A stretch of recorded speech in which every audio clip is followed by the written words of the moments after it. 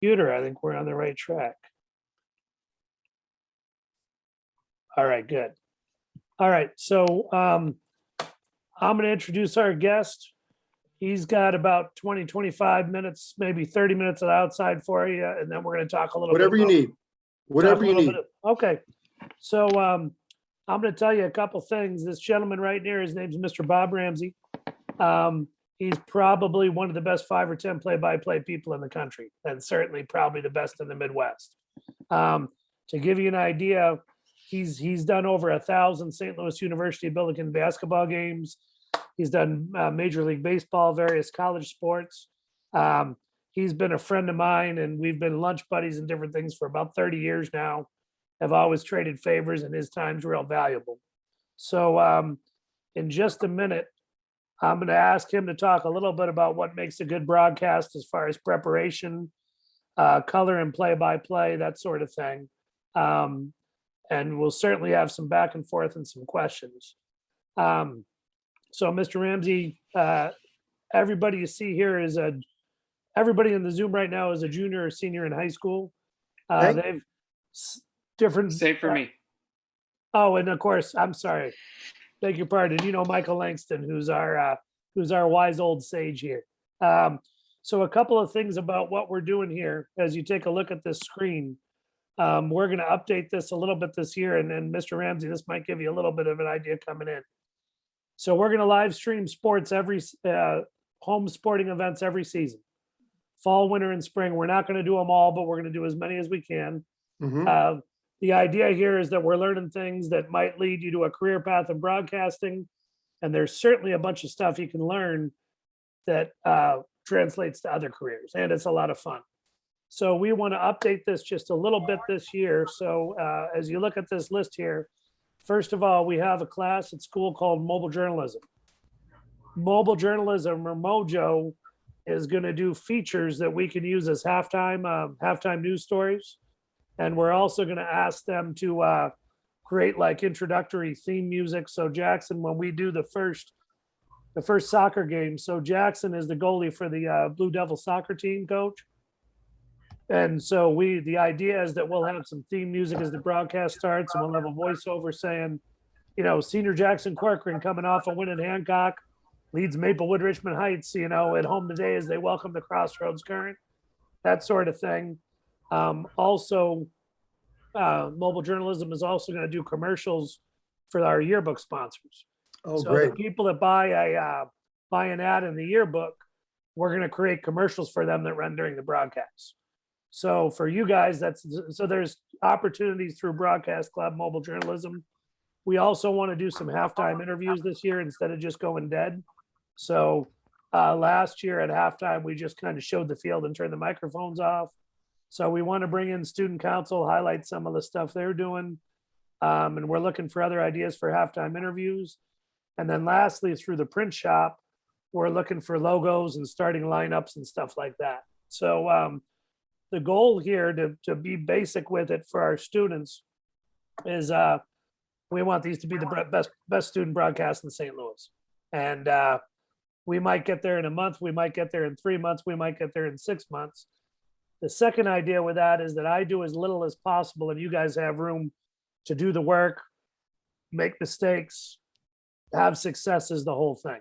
So with that, last piece is what we envision starting on that soccer game or the volleyball game September 6th, is we'll have people doing camera work, we'll have people on air, and then we'll also have a producer in between that feeds talks to the camera people about what's going on, goes back and forth between the two, and also does some spotting and says, you know, like during the basketball season, says, hey, that's Christian Higgins with that steal in that basket right there. You know, he's a junior, like all of those game notes. So coach, with that, we're talking about preparation, color and play-by-play, what makes a good broadcast. And we appreciate your time. We're here to learn from you. Well, it's a pretty broad topic that we could probably teach a class on for a whole semester or even a year to talk about play-by-play. It's a little bit of a craft, and you have to get your reps like anything else. And I think last year, you did a great job.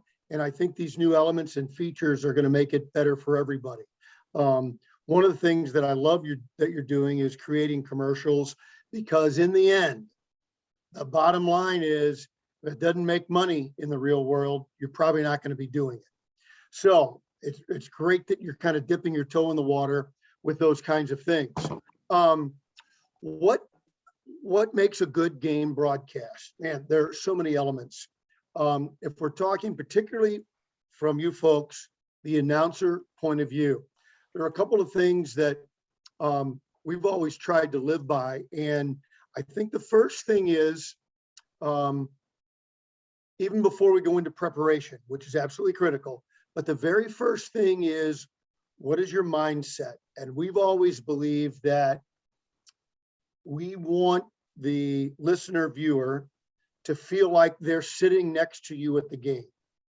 I've done a lot of TV, but I've mostly been radio. So I've had to be the eyes for the audience as well. You'll be live streaming, so it's a little bit different animal.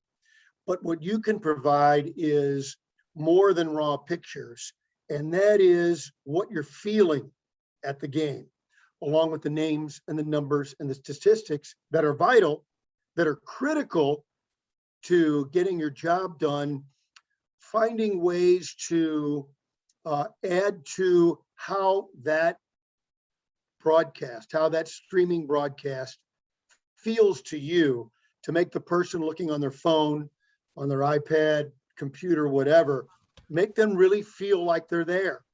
More than just, as I said, more than just a raw picture. And that's always been a goal. So as we go into preparation, the more you prepare and have the nuts and bolts in here, the more you're able to let the emotion of the event come from here, come from your heart, because you're not spending time looking down. Who is this? What formation is that? You know, what's my down and distance? You're not worried about all those things. You've got that down pat because you've put the time in. Then you can talk from the heart and it flows for you. We're talking about volleyball first. Is that right, Coach? Volleyball and soccer in the fall. Both are sports. The paces are completely different, but you can find ways to let it breathe. Because it's video, you don't have to say Johnson with a pass from her knees and Smith goes up with the left hand. Those things are seen. You can let it breathe a little more. You know, Smith, the pass to Johnson, you know, blocked by so-and-so from Melville. You can let it breathe a little more and not try to jam too much in there. And then at the whistle, that's when the analyst steps in and you can work on a rhythm. Along with the preparation of the nuts and bolts, the two broadcasters finding the rhythm, so that you're not walking all over each other and there's not tons of dead time. So those are the things that you want to be looking at as you get your reps. Hopefully you'll step in, you'll do some good work right away, and then you'll have something to build on. But sometimes you have a broadcast that, boy, that rhythm wasn't there, or you know, there were things that came up in that broadcast for which I didn't prepare. That's okay. That's why you're there learning. What you don't want to do is get flustered and kind of let things fall apart. Keep forging ahead and continue to work to find that rhythm. If you and your partner find the rhythm, not just between the two of you, but of the event, volleyball, soccer, what have you, then you can project how it feels to be there for the viewer. When you get to soccer, more breathing time. And I think that is where you can get even more conversational, and you can allow your analysts to work more or less equally with you, knowing when, now they're moving forward. Now there's a, you know, there's a long pass forward or a cross, then all of a sudden it's a scoring opportunity. The analyst knows to lay out and the play-by-play guy can take over. So those are the things you want to be looking for in these early broadcasts. Nuts and bolts studied in here, talking to both coaches, home and away, to get an idea of how they want to play, to allow you to anticipate a little bit, and then allowing the rhythm between the two analysts to work. I think those are things that will be really important in the early going for you. Coach, could I interrupt with a question? Please. Okay, so it's next week, and we're getting ready to broadcast a volleyball game. And let's say Michelle and Michael are up there on the play-by-play and the color. And we've got the camera set up and all, and before the game, we send Christian down to talk to the other team's coach. Right. So what are some of, it's 10 minutes before the game. This coach, they taught all day. They're over there. They want to try to win a volleyball game. What advice do you have for somebody like Christian? How does he get seen as a professional that's there to get information instead of some kid who's bothering the coach? Like what kinds of questions and what kind of things? First thing you do, get the information that we can do something with. First thing, the day or two before. When's volleyball? We do volleyball, I think September 7th, and soccer September 8th, I think, are our first two broadcasts. They're on here. What I think you should do by the end of the week is call over to the other school and let them know you'd like can we have a pregame interview from the time you arrive? When can we do it? So do you need to do it live? Do you need to do it live, or can you record it? Eliza's not on right now. She, ultimately, I think we could record it and play it if we could get them before they came over. But practically speaking, right now, I think we got to go live for a while until we get everything together. So if you're going to go live, let them know what the timing of that looks like and how many minutes you think. Do you need 2 minutes? That's probably enough. Maybe try and get 3, ask for 3, and live with whatever the coach agrees to. Have your questions prepared. What you might even want to do is your play-by-play and color person, see if you can get on a phone call later this week. Call over, let them know what you want to do. Coach, do you have a few minutes today to kind of give us a little background for how you like to play? Those are some things in preparation that can help make that a little smoother. Coaches, as you're right to point out, don't like to be blindsided. What? You want what? An interview? And most will probably do it. But if they know it's coming, they're prepared. You can do a quick Q&A. I think that makes it easier for everybody, and you'll probably get more pleasant conversation and information from the coach. So I would recommend that first. Have 3 or 4 questions prepared. You don't want to be going, the coach may be in a hurry, may be thinking about the match, probably will be. You get a couple of 5-second answers. Okay, that's all I got. You don't want to do that. Have 3 or 4 things prepared, a couple of backups, a couple of follow-up questions. And then you don't have to go through all of them if the coach is talkative and, if he or she gives you a little bit of insight to their team and what they're trying to do. That kind of pregame and sideline stuff can be tricky. So I think a heads up will be critical there. For halftime, so at halftime, what are you going to try and do? Get a coach as well? No, I think right now our first hope, we're hoping for the first 2 broadcasts that mobile journalism will have a package ready about the cross country. Good, team. That's perfect. Because we can't, we just don't have the capability to drive to a cross country meet. It's not really like they all take off running and they all come back. Like there's not a lot to, we got some announcers that are really good, but I'm not sure they can fill 20 minutes with talk about the weather and how pretty the uniforms are or whatever. No, if you don't have a set program with commercials, for instance, when we do Billiken basketball, it's a 15-minute halftime. We're probably only filling about 6 minutes, and the rest 7 maybe, and the rest is all commercials. And so during most halftime, of the time, you mean? At halftime, I'm sorry. Yeah. Yeah, so as you move forward, you develop your commercials, you develop your interviews, you may see that wow, we've got a 5-minute interview in the middle. We've got 4 minutes of commercial time. We can break that up into segments where we can do a recap of the first half, commercial, recorded interview, commercial, stats, get us into the second half. But that might be a little ambitious your first game's out. I think that's a great point, but it might be something to build sort of with like building blocks. Okay, eventually we want to be able to do that, and we'll know exactly how much time we have to fill, what our commercials are, what our recorded interviews look like, and then how much our announcers have to fill, mostly first half recap, preparation and stats for the second half. And I think in time, you'll find you'll be able to do it. Okay.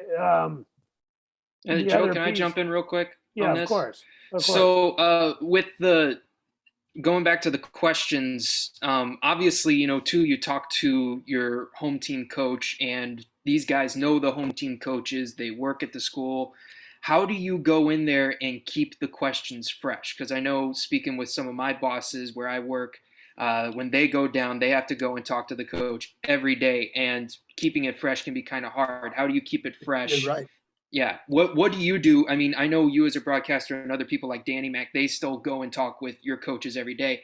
How do you keep it fresh and keep those questions fresh so that way, it's not the same thing every time? Be interested in your topic. Excuse me. Be interested in your topic, meaning how many practices have you gone to, right? That's part of your preparation as well. If you're going to be a professional, those are the things you got to do. So now you know the topic. You've seen him practice a couple of times. You see the things coach has been excited about, things coach hasn't been happy about. Chances are at least a couple of the players, right? So you should have a little insight. And then as you go through game by game, understanding, hey, we've got 2 injuries today. What are you going to do to work around those starting players being hurt? This is a big rivalry game. And so with each game, there should be something unique to that game that applies to your team and something you can get your coach to address. Sometimes, especially after you've done a couple of events with the same coach and you're developing a rapport before you start rolling. Hey, coach, what are the things on your mind? What should we hit you with today? Say, I've got a couple of things, anything you want to talk about. And that's after you develop a little rapport. You don't want to go in cold the first day you meet them and do that. But those are things after, as I said, after you've developed that rapport, then you can get a little deeper and probably you can get even better stuff content-wise to fill in. But I think the number one thing is know your subject so you have at least a working knowledge to discuss with your coach. I think that's really important. So when you say what's unique about this game, I'm sorry for the distraction, but I was going up and down the screen here, and so what I started thinking was like October 15th is homecoming. October 18th is a volleyball senior night. October 15th will actually be soccer senior day because their homecoming will be their last home game. But what are some other things? Stop you right there. Okay. Those things are coming to mind right away. For instance, here's how you get awesome stuff and maybe even some tears from your coach. What's senior day mean to you? I'm telling you, coach knows. You're out. Yeah. Those are your seniors you've been with for 2 or 3, sometimes even 4 years. It's really special for coaches. Dig in there a little bit. Go Oprah on them. See if you can get some tears. It means a lot. For some of these seniors, they're not going to play ball in college. Probably most of them. What does it mean to them to take that uniform off? Coach, tell me about your seniors. Tell me a little bit about them and what you think this means to them. The homecoming things, the senior nights, those are the easy ones if you're willing to get into it. And by that time in the season, you should have developed enough rapport. You can do that. Homecoming is another big one. Coach, how do you control the emotion on homecoming? It's a big deal for the kids. The student body's fired up. Can you get too geeked up and lose focus on the things that matter to help you win? Or do you use that to fuel the team? Most coaches have philosophies about that and are more than willing to get into it. So those are some of the things. Yeah, rivalry game you've got there. Let's say it's Kirkwood Webster. Oh my gosh. Oh, you don't know about Maplewood Brentwood, coach. Maplewood Brentwood. You don't have to talk about Brentwood. these kids about Kirkwood Webster. When Maplewood and Brentwood get together, they try to kill each other. I was just using that as an example of one that popped into mind. But yeah, there you go. Geez, coach, can you get too emotional about this game? How much do you motivate it and then say, hey, we're here to do a job first? Those are the kinds of things that a lot of coaches will get deep into with you. So kids, if you're willing to unmute, that's a really interesting question. Every game is unique. So what would be some other ideas besides senior day, homecoming, rivalry games that make games unique? Like what makes this game special? Do you guys have some other ideas? Because we need kind of like a storyline for every game. Let me help you. Winning streaks, losing streaks, players setting records, all things like that that'll factor into a given game. Volleyball, what's the school kills record? You should have the record book in front of you when you get ready to do a volleyball match. What's the record for most kills in a game? Is Jenny Johnson, the senior, ready to set a record on kills or digs or serve? I don't know, what have you. Same thing with soccer. I mean, all the sports, all those things, there'll be something that'll come up every game that you can use to get conversation going with a coach. So Jackson and Seppi, what's a team you guys will play this year that you haven't beaten in a while? That typically when you play them in soccer, they typically get you. Principia. All right. Principia, but that's on the road. We play Valley Park at home. We've lost to them 7 times in a row just to because we played them in tournaments and playoffs. So we played them, I think, 6 times in just the last 2 years. We've lost every time. All right. So thank you guys. So Coach Ramsey, if you were doing the lead in for the Valley Park game and they were getting ready to kick off and we lost 7 times in a row to Valley Park, what would that sound like? Well, it might be something, it might be something like, Maplewood's looking to end a long losing streak. Valley Park has had their number 7 straight losses. What will it take for them to change change the course of history? And then your analyst steps in. Look, they've dominated up front for the last 2 years, whatever it is. They've dominated. Coach Jones says we got to do this and that, and then you can lead into your coach's interview. So those are the kinds of things. Build a little bit of drama in your open, and then that can be a theme that can carry through, not just with the coach's interview, but into the game. Now, even with a good, strong theme, you don't want to beat it to death. But when it becomes appropriate, hey, these are the kind of mistakes we've been making the last 2 years. We know that they've got to be better at that on the defensive end, or whatever, what have you. And those are the things, finding that thread that leads through the game. You see Dan McLaughlin, particularly with Jim Edmonds, they'll always have keys to the game and make multiple references through it. Not every single inning, but they'll make references to it when it's apropos, when it applies to what's happening in the game. That's that common thread you find. Okay, so they can come back to that Valley Park thing. So when Jackson Corcoran makes a big stop and Seppi Marino scores a goal and we're ahead of Valley Park 1-0 at halftime, you come back to that. Right. And you say, I mean, that's the thing, you talk about that and say, look, Maplewood's up now. What's it going to take? Do they go into a defensive shell, or do they continue attacking? And then you talk about, that a little bit. What's been their style? What are the expectations? What will it take to close out and end this losing streak? Things like that. Okay. So kids, I want to go back to you again. Coach Ramsey gave us some good ideas. So what's unique about a game? There's senior day, homecoming, rivalry, winning streaks, losing streaks, players setting record, history.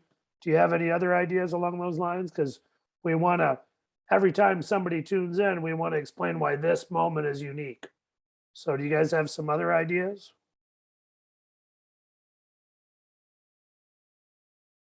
Here, I'll speak from a former student point, specifically with volleyball and what we tried to do last year. And I think Michelle can kind of elaborate more on this too, because she and I in our game preps for those games did it. We would talk about different winning streaks against teams and all that, but more specifically, just the general history of your team from maybe the past 5 to 10 years. And Ramsey, you know this from calling SLU because there's such a high turnover in high school and college with the players going through. You've only got them for a certain amount of time. Talking about the influences of recently left players and maybe what they did specifically either against a team or just kind of overall for the atmosphere, and kind of highlighting a different person each time that maybe learned from one of those people. I think last year we did Rachel Dickens for a game. Another game we did Ellen Powell for a game, just highlighting a different player, what they may have learned from one of the graduating seniors, and how they specifically in this game we're going to look to try and maybe do something with it. That's a great point. And let me add to that a little bit, an example that will be a theme for the Billikens. Heck, we might refer to it multiple times over the first month or so, in that the Billikens should be good offensively, but how do you replace 15 rebounds a game? How do you replace French? Yeah, exactly. Yeah, Jordan Goodwin is Hassan French, the #1 rebounding guard in the nation, and a demon on the boards in Hassan French. Yeah, you've got a lot of good players, but how do you replace those rebounds? And that's something we'll be watching, not just for the first game, but probably, like I say, the first month. Yeah, Right. I remember when we were going through a class, Chris Raby, who's now with Scoops with Danny Mack, he talked about there was a story of a time Bob Costas was doing game prep for a hockey game in college, and they completely changed the roster on him. And so all the game prep he had was worthless. And so he just said, all right, I'm going to find one guy who's on the first shift on the ice, and he's going to be the guy that I focus on all game. And I think part of that really helps with, if we don't know, if there's a narrative that maybe not be interesting, or it's a game where there's not really big narrative, finding a specific player to really highlight and go after that game can really help kind of fill the void. Yeah, I noticed that even maybe a coach might mention this before a game. There could be a player that's working extra hard or is replacing a senior, or even a player that's come back after a significant injury and this could be their first game or something. Usually they'll say, "Oh, this person's worked really hard." Like I remember, I think like Ayana Gregory was one of those people that Coach Carmen did mention. She was like, this player is working very hard, and they usually say, "Oh, watch out for her kills or something. She's going to do a good job in this particular area." And you can kind of like predict a little bit and see where they go with that. And also, what about like some players, or whoever's playing or something that day, what about like if any of them earned previous scholarships, or they got college coaches talking to them and stuff like that? Absolutely. That's a great point. When you're talking about, kids who could go on to the next level, when you're talking about, maybe what they've done in their club soccer team or club volleyball, or they're with Bradley Beal Elite, or depending on the sport.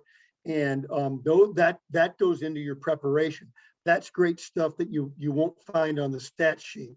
That is an excellent point. So, and what gives you folks an edge that even pros don't often get is these are your peers.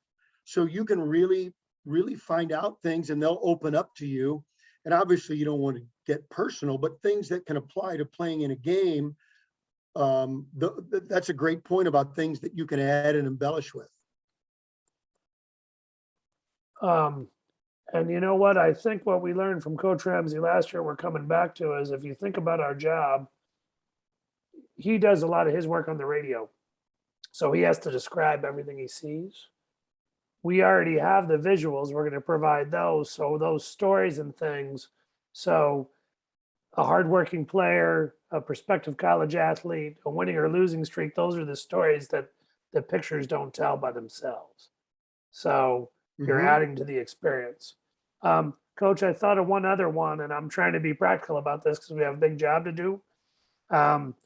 When the boys basketball team plays on November 19th, that'll actually be their first basketball game, official game, since February 22nd of 2020, Wow. because they didn't have a season last year. So you guys, whoever's calling that game, like whoever's the voice of that game, you can actually go back and count up the number of days, 365 days plus another 200 some days, or there's lots, and we can do the same thing for the girls.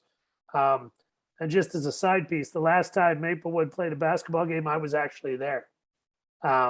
So I didn't work at the school yet, but I was at that game, and boy, that was a long time ago. Look for things like this.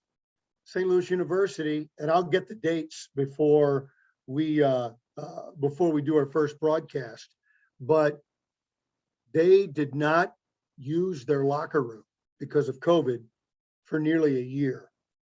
Can you imagine that? A Division I program not being able to go to a locker room, not being able to eat dinner together for a year, over a year, I think it was, because we came back 2 years ago from New York City.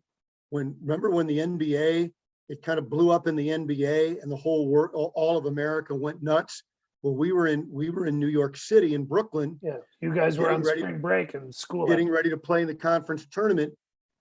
We had to get on a plane and come home. Thank goodness we were able to do that before everybody knew how crazy that was. So the Billikens did not go back in their locker room from then all through that next season, until they got together this past summer. So over a year. So you'll find tons of stories and anecdotes from your coaches saying how they tried to handle it, how players did. Did they play basketball in that time? How rusty did they get? I mean, that event will be, you'll have tons of anecdotal information, and it'll also be pretty emotional. It really will. Yeah. So along those lines, Michelle, could you and Michael share for a minute what you did with volleyball? Because last year we were playing, but we had a bunch of kids that weren't playing because they had club commitments or different things. So does that tie in a little bit, maybe? Yeah, I would say it does. I mean, last year, yeah, we basically, just for people that don't know the setup, we basically went up to the bleachers. They weren't unfolded or anything. They were still packed up, and we just sat up there with a computer and a little microphone, and we just looked down on the game and commentated. And it was a different season because I think there was some sort of like districts related thing, but it wasn't really considered like districts. So there wasn't any real gain. It was more just kids playing because they really wanted to play, or it was very important for the seniors to be able to have this year, because it could have been really easy for the school just to decide to cancel it because all the schools had different COVID protocols. I think that's also something that could be talked about this year, is different schools have different expectations on like what schools they can play or how protected they're going to be. But yeah, I think the setup was a little bit unusual, especially because no one was there and we were just kind of like staring down on this game. And I think it really made me kind of enjoy the sport a little bit more from a spectator point of view, because I realized all these people, all these players and the coaches were really doing it because they loved the sport. And for the seniors, they wanted it because it was their last year. They weren't in it to win it. They just wanted to play. So I think, I mean, of course they wanted to like beat Brentwood or something, but they really wanted to play at the end of the day. So I thought that was very cool. And to go off of what Michelle said too, you would kind of have to catch your tongue when you were talking to the coaches and everything, asking about maybe what they wanted for the future of the season, what their goals were at the end of the year, because you didn't have your district playoffs. You didn't have your normal playoffs. So, you kind of had to change your own personal narrative of the goal being winning districts to just going out and showing up. And they were also trying out a new setup. So instead of playing best of 3 sets, they would play best of 5. So you could, you kind of had to weave that one in there. And, I saw Joe, you were writing something. If you could scroll back up for me on that sheet, Sure. kind of near, yeah, it sparked something. I did have a question about it. Yeah, with the no fans, depending on the game, you're not going to have a lot of people there. That's just kind of true, no matter who your opponent is. And I know a lot of times you can feed off the crowd just to kind of make yourself get elevated with that. How do you go out there, though, if there's not a lot of people in the crowd or if there's no people in the stands? How do you go out there and broadcast without shame and broadcast and really get yourself out there without worrying about embarrassing yourself if there's nobody there to feed off of your excitement? You have to be a professional, and you've got a job to do. And you're right, the crowds. It's funny, for years and years. Sometimes I've always thought fan base like the self-anointed best fans in baseball. Okay, give me a break. But you know what? I was wrong. I was wrong all those years. The fans really do matter. And it's not an opinion. We learn for a fact. We've seen it without fans. It does make a difference. And so without it though, you've got a job to do, just like the officials, just like the coaches, just like the players. You've got to go do your job. What helps that is if you've got a headset on as opposed to just an open mic, it really helps, because then you're kind of in an insular world, and you can kind of stay in your own head a little bit. And the fact that there's nobody else around, it helps you zone that out. Hopefully there won't be any more of that. And then part of getting really excited. I've talked with John Rooney a little bit about this past season. There are people who have a lot of difficulty with talking while they also hold their breath. And that I've noticed, especially at the college level, there's a lot of people who like to hold their breath when they broadcast. And as they go, they're not really emptying their lungs, and the broadcast itself just gives it a weird sound. Have you ever had problems with holding your breath while you're doing it? And then how do you go out and make sure that you're not holding your breath while you're doing it, so that way you're actually emptying your lungs on a call? You know what? I've had just the opposite problem on occasion. On occasion, I guess from when I was in high school at Pattonville and speech teachers, and then on through college at Lindenwood, I've always learned to project and use the diaphragm, right? And occasionally I'll try and get too much in, especially in an excited moment that's extended, and run out of breath. And so for me, pacing my breath as I go, remembering if there's a gap to get the breath in again without going, you know what I mean? And making that on the air. So I think John's right. Some people do that, and you can go too far the other way, like I will on occasion, and go all the way through without getting a little additional breath. Doesn't even have to be a full fill your lungs breath, but enough to keep going with that moment. And another thing I talk with John about too, and it's going to kind of go back to the letting the game breathe aspect. You mentioned it briefly, but there's another aspect that we talk about where you just kind of let the game happen and you let the sounds of the game occur. How long do you normally do that? Because with basketball being such a quick-paced sport, there's not really a lot of time to just let the sounds of the game go. How often do you do that? How important is it to you to just let the game itself happen while you shut up for a few seconds? It took me a while to learn this. And as the Billikens over the years got the big crowds and the big moments, and it's just a roar, Joey Sosell, jam time. I know that's fantasy, but jam time. Bills take the 30 lead or years whatever, too late. and the crowd go, and it's the decibel level is up, back off, and let it go. And you can let it go 3, 4, 5 seconds. Let it go, and then it just becomes a part of getting a feel for the moment, and then you can pick up the narrative again and go. And if you've got a great partner with you, who both can lay out. And then sometimes your analyst will step in and fill it in. And that is just getting a feel for the game. There's not a set time.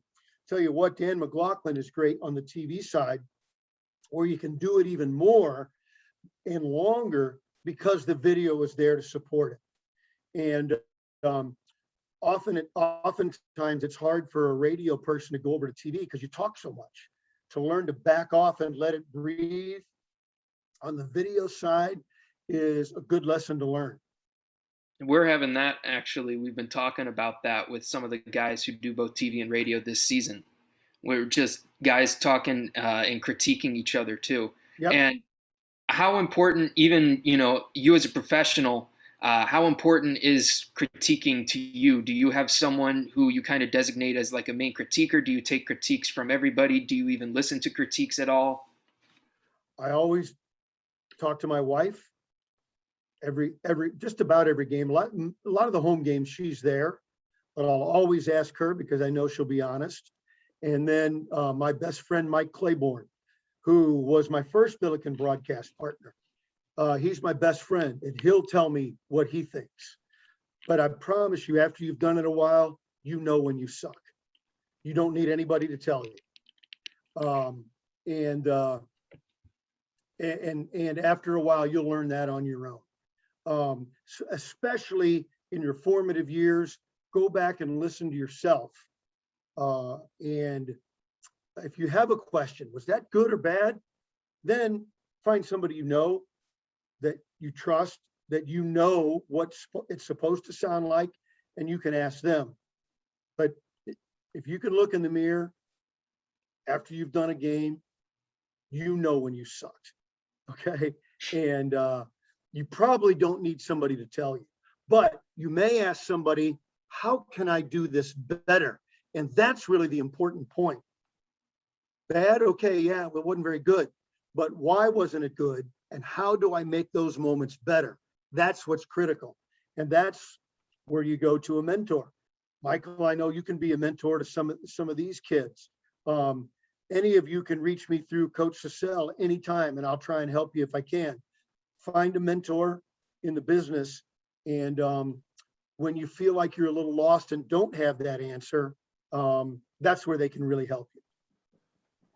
Great advice. And I want to come back to something, and then we're going to work towards some wrap up stuff. Okay. Mistakes are fine.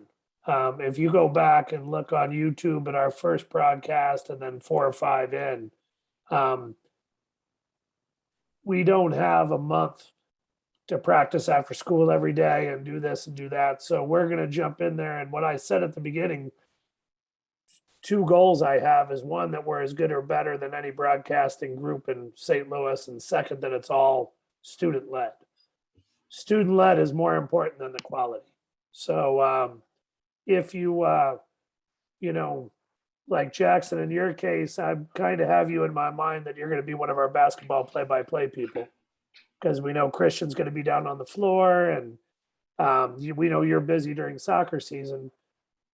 Not to pick on you, Jackson, but I completely expect the first time you go live and the third game you do, there'll be a difference. You'll just grow into it. And it's, oh yeah. And it's no different than, I went to the first high school soccer game on Saturday. So we're expecting the soccer team to get a little better than they were on Saturday over the course of the season. The broadcasting is the same way. So there's no pressure. There's no grade. We're doing this because it's a heck of a lot of fun, and we can learn some stuff, and maybe learn some skills. You guys, one or more of you might get some career ideas out of this. But we want no fear of mistakes, and we're not going to shame anybody if they stink it up. That's just part of the process. So Rammer, with that, I wanted to get a little bit, so on game days, looking down the screen here, I'm going to get this all on one page so we can focus on it. Bear with me here. This is about as much technology as I can handle. So on game days, I'm thinking we'll have a play-by-play person, a color person, maybe a sideline reporter if we have enough people.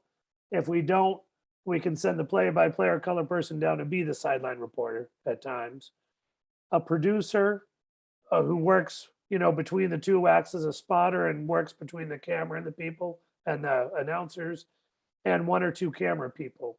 So could you help us with some job descriptions? Because what I'm going to ask of these students in the next couple days, we're going to ask them what jobs interest them the most.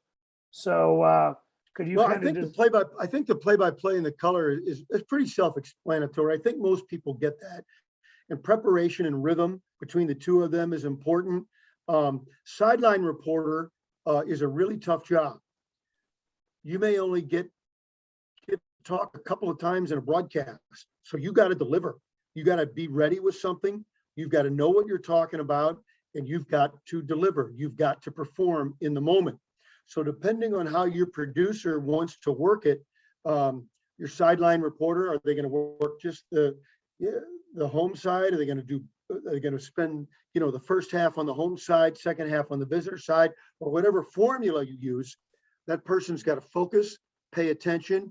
And the best way to do it, if you're not going to have a designated moment in the broadcast, hey, we know at the timeout at the 10-minute mark, we're going to you. You got to be able to, maybe it's waving at the producer, hey, I've got something. And then the producer can have it pass a note or whatever to the play-by-play guy. Hey, sideline reporter's ready. Boom, let's go down to the sideline and see what so-and-so has. So that's what you've got to set up the communication style you're going to use for your sideline reporter. And that can be problematic sometimes when you're going to do it by walkie-talkie, you're going to do it visually.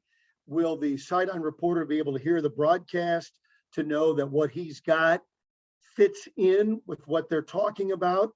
Maybe it's the kind of thing where you gather some information, come up to the booth, tell the producer and say, okay, next time out, that's great. Next time out, we're going to go to you, go down to this designated spot. That might be the way you have to do it without a tons of expensive communication equipment, if that makes sense. and I got out of order here. I didn't share with the kids. We actually have a sideline camera now. So we do have a separate camera that auto ordered Mr. Schulte on. So what you got to figure out is, how does the sideline reporter know he's on? When does he know to be ready? When does the play-by-play guy know to throw to him? And having that communication work, that's going to be the key part for the producer to organize that. Right. So, so the play-by-play person, the way you taught it to us last year, it describes the action when the ball's in play. Is one way to do that, right? So, if sort of the lead person sets the scene, brings in the analyst. Now, because your analyst is just as important as the play-by-play person when you've got video, because the play-by-play by definition doesn't have to describe as much because you have the video. So the analyst really has to be just as prepared, and bringing that person in into the broadcast sooner and in a bigger role, I think is important. okay. All right, and then so I think, kids, do you feel like these 6 jobs? So in a perfect world, we can do this. We did it last year sometimes with 2 people, just somebody on the camera and somebody announcing. In a perfect world, we'd like 2 announcers, 1 person on the sideline, a producer who's orchestrating everything, 1 camera person who we probably need another line for that runs the stream and queues up features, and Eliza, who couldn't get on today, is the expert at that. We need other people to learn that. Among other things, Eliza's a senior. So unlike Michael, Eliza might disappear after this year and be on at other things. We love having Michael back, but eventually, and Michael, you said this might be your last year, right? Yeah, I mean, I was doing PA before this, so Right. I've been doing this a long time just with Right. the school compared to people before me. So kids like Christian, part of this might be that we know by the end of the year that come volleyball season, Christian's ready to go because Michelle, Michael, Jackson have moved on. And then, so ideally, what we'd like is to have a staff of 6 working games, but we could do it with 2 or 3. So the questions coming for you guys, we are going to, those of you that are available Wednesday afternoon, we're going to live broadcast part of a soccer scrimmage. So Jackson, you guys play tomorrow and Thursday. Coach Robertson agreed that you guys would scrimmage 11v11 for a few minutes on Wednesday, and we're going to stream that live to practice and try to start figuring this whole thing out. And fully embrace the fact that Wednesday is going to be a little bit of a mess, probably. But last year, the mess came the first game, like we didn't have any practice. So it's definitely a value add. So kids, students, what's coming for you is, when are you available and what jobs interest you the most? Seppi, who's on, is an internship class with me, along with Eliza. And Seppi and Eliza are going to handle a lot of the scheduling. So they'll check with you guys and we'll set up a schedule. And then we'll send you a little survey with things like research, pregame interviews, pregame intro, music, graphic, commercials, halftime features, what kind of things interest you the most, and we'll try to give you some really good experience. Last thing I want to say before we let Coach Ramsey have the last word. September 21st, Brentwood comes in for both soccer and volleyball. So we want to broadcast both. They will be on the soccer field, they'll be in the gym. And among other things, as a gift to our classmates, we want every soccer and volleyball player to be able to go back and watch that game against Brentwood. We'll do the same thing for the basketball kids because and Coach Ramsey, the most exciting hockey game I saw last year was the girls Maplewood Brentwood soccer game. That was the most physical soccer game. I don't want to name any names, but there is a kid named Maplewood who probably belonged in the penalty box, but I don't want to say Kaya Mills' name and embarrass her. But she took care of some people in that soccer game. She was out there policing things. So the last thing, Michelle, the last thing I'd want to do is say Kaya's name and put that out there. But so I'm not going to do that. But she was out there letting Brentwood know who she was. And then the same day, October 15th, we need as many kids as possible because we want to get everybody's homecoming game. So we want Seppi and Jackson and those kids to be able to go back and see their homecoming game, see what happened and see it all. We want to do that as a gift to the kids. So those are the 2 dates. We're really asking everybody to make themselves available. So with that, Coach Ramsey, last bits of advice for us before we wrap up. These kids and you guys, I love the fact that you gave us an hour on a Monday night, but we all have, other things to get to, obviously. So any last thoughts before we wrap up? Can Jackson put in the chat that he had a question for you, Mr. Ramsey, before you do your final wrap up, if that's all right? Oh boy. Go ahead, Jackson. First off, I want to say big fan. I listened to SLU basketball all the time growing up. Oh, thanks. Huge fan. Love hearing you announce. But I guess you have a little experience with this since you do college basketball. How critical should you be, especially since these are just kids playing a game? If someone on either team makes a mistake, how critical should you address that? I think that I think you have to say what happens, but maybe even not. There are ways to mention it without being critical. Little Joey Cecile knows that if he could get that pass back again, he probably should have found the open man on the wing. Sorry to hit home with that, coach. I know that's happened a lot. Joey Cecile knows he missed his box out assignment on that putback rebound. Those kinds of things. And if you make it more human and without saying, well, Cecile really screwed that one up. And that's going to cost the team. Does Cecile do anything right in these scenarios? Does he ever make a good play? No, not very often. Because people are watching the game, they know how critical it is. Your point, though, is well taken. These are high school kids, and we should be always err on the side of support, even if it's Brentwood. That's a tough one, I know. Yeah, but you don't want to. You're not going to be as critical as you were if somebody's making $5 million a year. So, Christian, you had a question too. I wanted to make sure we got to you.